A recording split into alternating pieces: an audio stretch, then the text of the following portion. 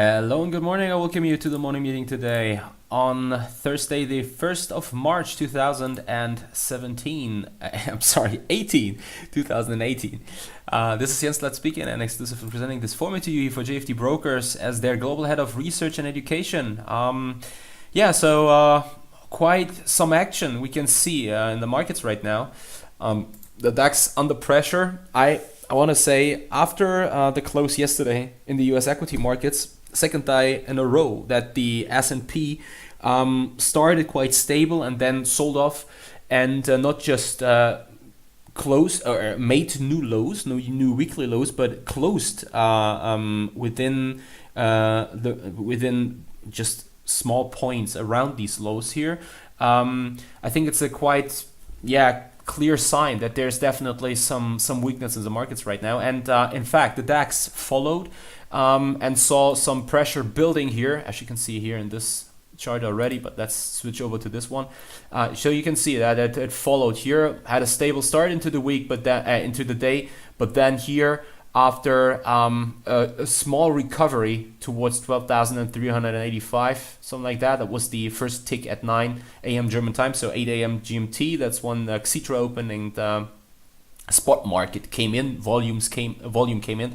That from here the DAX then built pressure, and not only built pressure, and is now working on a nice intraday down structure here, which is clearly favoring the short side. But, and this is even more significant, we now saw an attack and also a break and a close on the hourly chart below this potential range bottom here, below 12,280, 12,300 points. So this is now making clear that this attempt here at the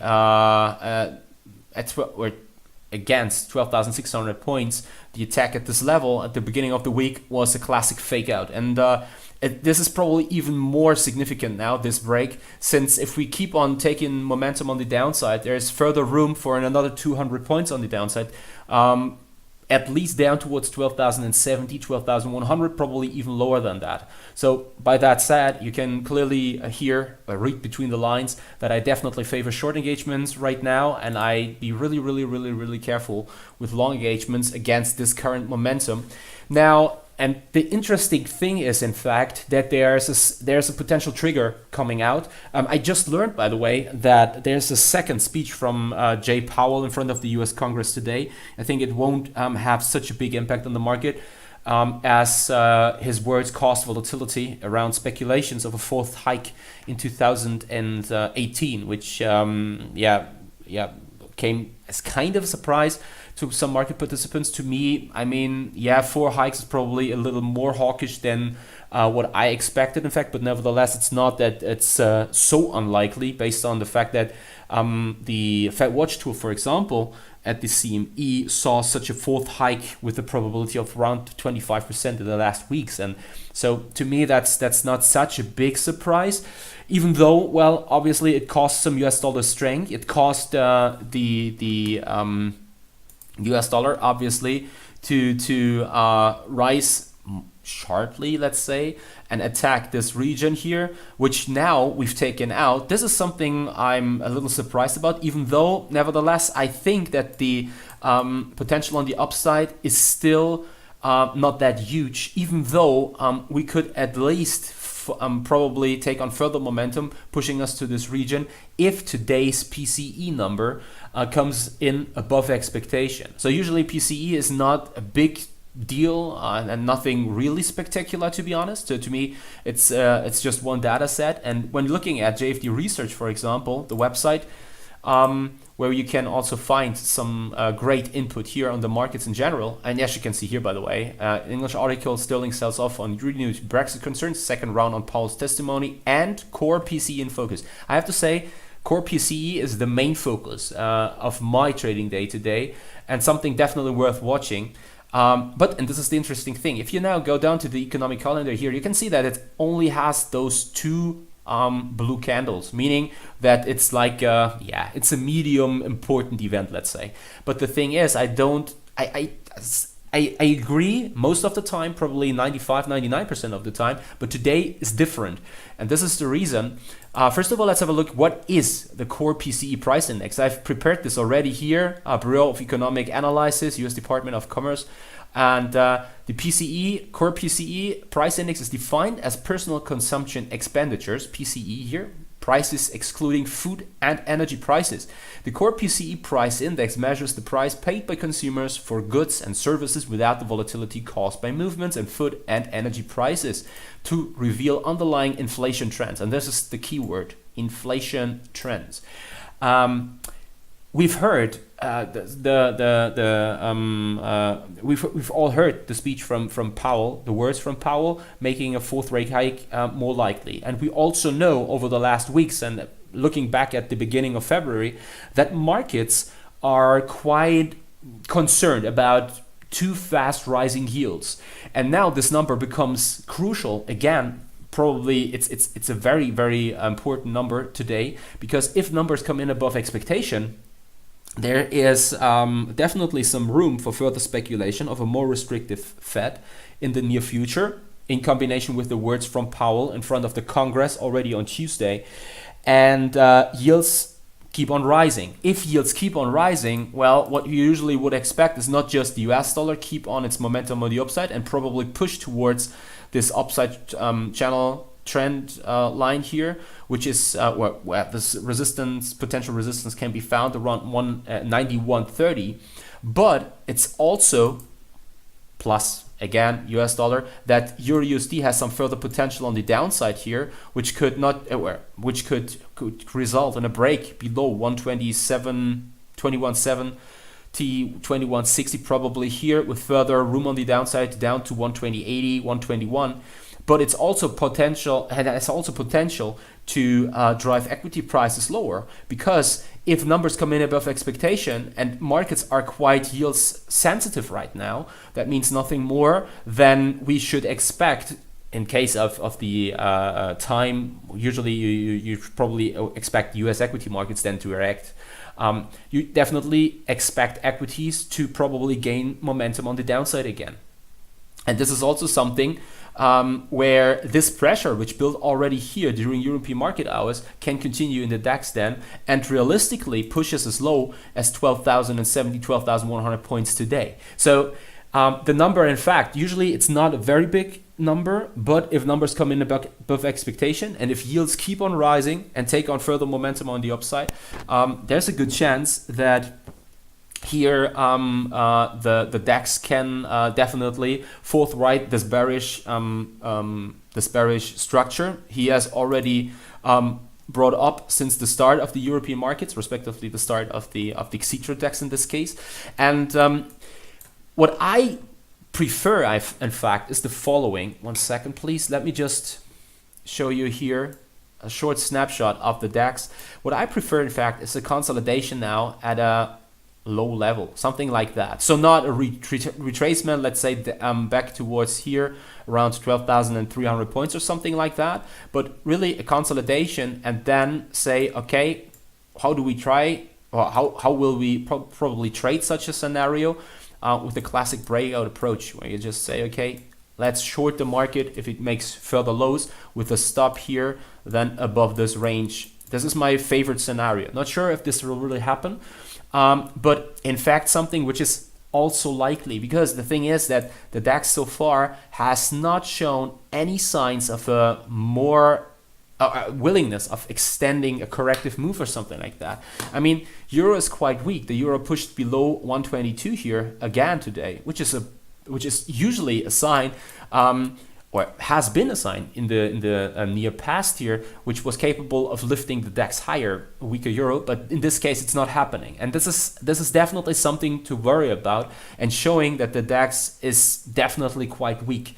So in this context, I think such a development seems likely, and if it really happens, then looking into the let's call it intraday future here, I think that such a breakout setup with a sell stop then below the lows. Once you can clearly define such a clear low here with a stop above the range, is probably a nice intraday setup, which is something worth to consider also in the afternoon then with US equity markets to open here. So in fact, very, very interesting on what we get to see right now here in the DAX, but also again in the Euro USD. So if the PCE numbers come in above expectation, there's a good chance that the US dollar can continue its current move here, and the Euro USD is then pushing lower towards 120.80, 121. So all in all, it seems as if the path is already clear, and yeah, DAX has a good chance to move lower, while Euro USD has a chance to move lower. Now the thing is, if what we get to see right now is an anticipation of higher than expected numbers, then I think there's a good chance that probably the further potential, if numbers really come in above expectation, that the potential is not definitely given that we will aggressively move lower, but it needs probably another trigger. Probably also ISM manufacturing data at 3 p.m. GMT coming in above expectation, fueling further speculation around rate hikes. Or we have the chance to see a buy the rumors, or sell the rumors in this case, and buy the facts. Especially true if numbers come in as expected, respectively below expectation. So that means that then the US dollar has some significant potential on the downside again. Since the current move indicates that the market is obviously buying higher yields in the future. That's the most likely, the best explanation in my opinion here when looking at the current price action. And the same is, by the way, true for the DAX here. If the market is pushing aggressively lower right now, and this is mainly due to anticipate potential further weakness in the upcoming hours because of rising yields and potential risk of taking over, fears of deleveraging, establishing all this, well, then the thing is that if numbers come in below expectation, DAX has some potential for a quite aggressive reversal then into the afternoon. Also a scenario which is something to probably consider, and where you can definitely see it makes definitely sense to write down what you expect. Numbers come out, what is the expectation? Probably also have a short look, even though I don't really know whether Bloomberg offers something on the PCE. It definitely does on the NFPs, but let's have a look here. Bloomberg at their economic calendar. Probably we have a consensus range here. So this is Bloomberg.com. You have the menu here. We can click on economic calendar. And then let's just have a look. It's Thursday, the 1st of March. That's here, and we have the personal income and outlays. That's the right number, correct? I think so. Let's just click on this. Yeah, perfect. Personal income and outlays. This is the PCE. In fact, it's another way to call this data set, but here you can see personal consumption expenditures, so PCE. Have a look here at those numbers, and then just try to have at least a good idea of what to expect. So usually I don't look at these numbers. I really don't care at all. But today it seems to be important based on what just happened in the past and over the last 4 weeks in terms of yields. And PCE is a key component also in the monetary policy of the Fed. And in this context, definitely something worth watching. And by the way, if these numbers come in above expectation, there's also further room then on the downside for gold, for example. So if you look at gold is continuing its move here on the downside, not finding a bottom right here. Quite important support region around 307 USD per ounce coming in. If we break below this level, well, then there's further room towards the highs here from November, which can be found at 1,290, 295 USD per ounce. And this is, by the way, my favorite scenario and potential and very interesting potential long trigger for midterm engagements in gold, since I still think that there's a high chance that gold has another shot towards the current yearly highs around 360, 365. And if we if we push a little lower, that's making risk rewards way more attractive, I think, for such long engagements. And I'm very skeptical about the US dollar. That might surprise you, but let's look at the time frame. Current move we get to see here is quite,